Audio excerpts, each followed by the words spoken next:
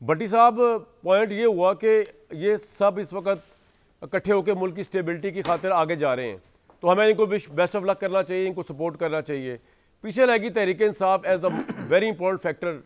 اس کا فیوچر کیا ہے اور وہ کیا کر رہے ہوں گے ساری نیشن میکنگ اور نیشن بلڈنگ اور اکانومی بلڈنگ اور نیشن اسٹیبلائزنگ پیریڈ کے اندر؟ عمران خان کیا کر رہے ہوں گے؟ ان کے لیے کیا فیوچر ہے؟ وہ ویسے ہی بیٹھے ہوں گے. انہیں اگر کسی کام نہ لگایا تو وہ تو ان کے لیے مشکلات ہی کر رہے ہوں گے نا پیدا. بٹی صاحب بھائی جان، اس سب سے اہم سوال یہ ہے کہ اس ملک کا کیا فیوچر ہے، ہمارا کیا فیوچر ہے. سب سے اہم سوال یہ ہے کہ صحیح کہہ رہے ہیں رانجھا صاحب کہ نمبر 1 پہ معیشت ہے، نمبر 2 پہ سیاسی عدم استحکام ہے، نمبر 3 پر یہ جو ہے دھاندلی یہ ہے.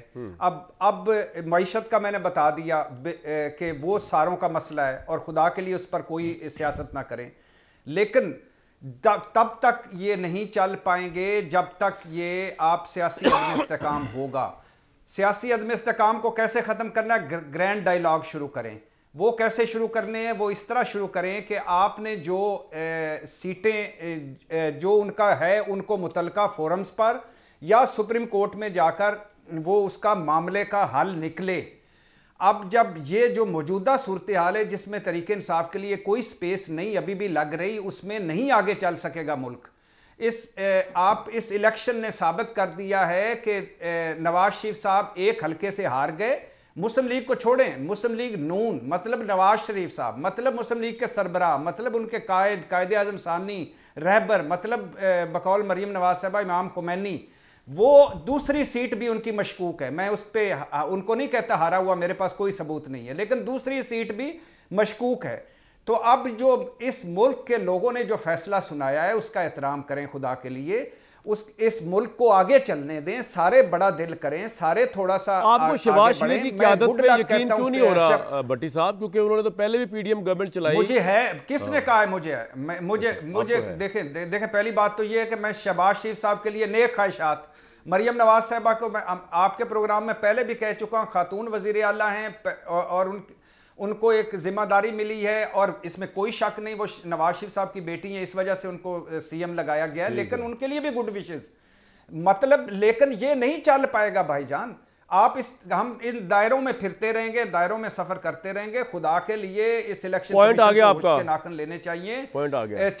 سپریم کورٹ کو زندوں کا فیصلے سننے چاہیے اور ساروں کے مینڈیٹ کا احترام کرنا چاہیے اور آگے بڑھنا چاہیے. بھائی یہ چل نہیں پائے گا. پی ٹی آئی حکومت نہیں بنا سکتی. عمران خان جیل سے باہر آئے گا تب بھی پرابلم ہے، جیل کے اندر رہے گا تب بھی پتہ نہیں کیا پرابلم ہے اظہار الحق صاحب.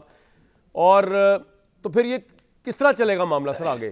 ان کے پاس چوائس تھی، انہوں نے حکومت بنا لی، شہباز شریف کی قیادت میں حکومت چلے گی. پرابلم کیا ہے پھر اب؟ یا پرابلم آپ کو لگتی ہے جس نے کہہ رہے چل ہی نہیں پائے گا؟ کامران صاحب میرے 2 پوائنٹس ہیں. جی پہلا تو میں آپ کو یاد دلاؤں گا کہ جب لیگ آف نیشنز بنی تھی 1919 میں ورلڈ وار 1 کے بعد عظیم کے درمیان تو علامہ اقبال نے ایک شعر کہا تھا جو آج آپ خود سمجھ جائیے کہ یہ شعر میں کیوں پڑھ رہا ہوں. وہ فارسی کا شعر ہے کہ من ازیں بیش نہ دانم کے کفن دزداں چند، من ازیں بیش نہ دانم کے کفن دزداں چند، باہر تقسیم قبور انجمن ساختہ اند. ترجمہ کہ میں تو صرف اتنا جانتا ہوں کہ کچھ ہیں لوگ جو کفن چوری کرنے والے ہیں، انہوں نے قبروں کی تقسیم کے لیے ایک انجمن بنا لی ہے اور وہ مذاکرات کر رہے ہیں. ماشاءاللہ آپ اس گورنمنٹ کو یہ کہہ رہے ہیں. میں شعر کی تشریح نہیں کروں. نہیں آپ اس گورنمنٹ کو سے تشبیہ دے رہے ہیں قبروں کی. دوسرا میرا پوائنٹ یہ ہے، اب آپ جس طرف جو مرضی، اب یہ شعر علامہ اقبال کا جو میں نے سنایا ہے، اب یہ پبلک پراپرٹی ہے، آپ اس کی جو مرضی کر رہے ہیں. لگ تو یہی رہا ہے کہ آپ یہ کہہ رہے ہیں کہ پی ڈی ایم 2 جو ہے قبروں کی تقسیم تو کرنی اور کچھ نہیں پلے ان کے.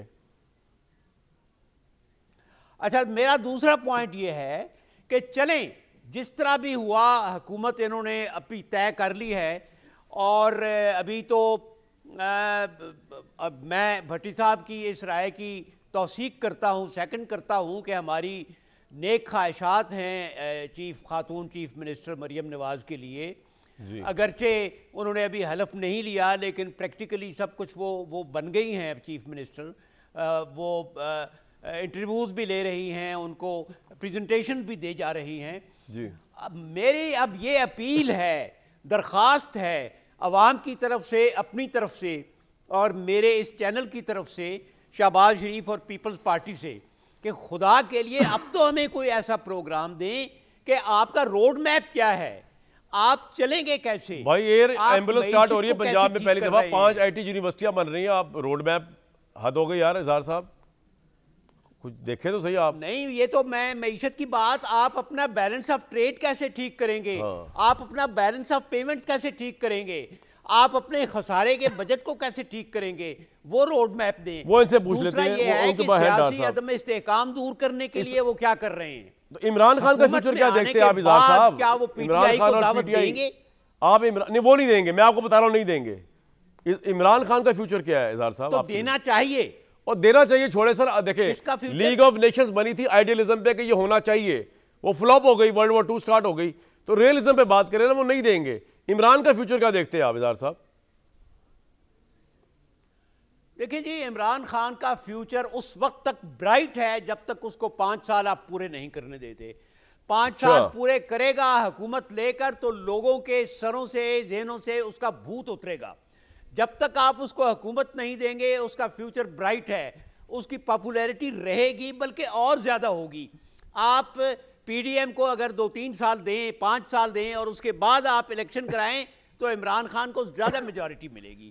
یہ میں اس کے باوجود کہہ رہا ہوں کہ میں پی ٹی آئی کا حامی نہیں ہوں، بالکل ٹھیک ہے سر، میں عمران خان کا حامی نہیں پوائنٹ ہوں، آ گیا آپ ایک لیکن سیکچول انالیسس لوگوں کر رہے کو ہیں. چاہیے، لوگ چاہتے ہیں کہ اسے ٹیسٹ کریں. آپ کے لیے الارمنگ باتیں ہیں محسن راجہ صاحب کہ آپ پرائم منسٹر بننے کے بعد بھی آپ پاپولر پارٹی نہیں، نمبر 1، اور نمبر 2 کیا ڈار صاحب بھی وزیر خزانہ ہوں گے گیون دا فیکٹ کہ پی ڈی ایم 1 کے دور میں ان پہ اتنا کرٹیسزم ہوا ان کی پرفارمنس کے اوپر، پھر بھی وہی ہوں گے؟ دیکھیے، جہاں تک ڈار صاحب کی پرفارمنس کے اوپر جو کرٹیسزم ہو رہا ہے، آپ مجھے بتا دیں کامران بھائی، اگر آج کسی پاپولر لیڈر کو بھی آپ منسٹر فائنانس بنا دیں گے تو 6 مہینے بعد اس کی بھی وہی صورتحال ہوگی. تو یہ کوئی ایسی بات نہیں ہے کہ جس میں آپ سمجھ لیں کہ میں کہہ رہا ہوں ڈار صاحب ہی ہے نا ہاٹ اس کے اوپر، یہ تو بتا دینا تھوڑا بے ڈار صاحب ہی.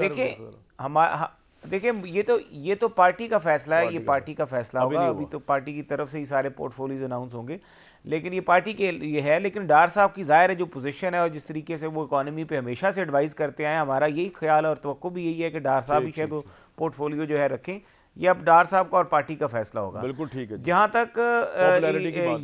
تک اس چیز کا سوال ہے کہ جہاں تک اس چیز کی بات ہے کہ ہمیں آگے کیا کرنا ہے، ہماری پاپولیرٹی اور یہ سب چیزیں، دیکھیں اگر ابھی ہمارے پاس کام کرنے کا ٹائم ہے اور ہمیں یہ امید ہے کہ ہم پاکستان کی عوام کے دلوں میں دوبارہ سے جگہ بنانے کی کوشش پوری نیک نیتی کے ساتھ کریں گے. بالکل ٹھیک ہے، آپ نیک نیتی سے کریں. باقی کی نیک نیتی اگر میں بریک کے بعد طے کر لوں آپ سے، بالکل ٹھیک نہیں، میں آپ کی نیک نیتی کو بالکل چیلنج نہیں کروں گا اور نہ کرتا ہوں. اور بیسٹ آف لک ہے کہ پاکستان آگے جائے، چاہے اقتدار کسی کے پاس بھی ہو، پاکستان آگے جانا چاہیے.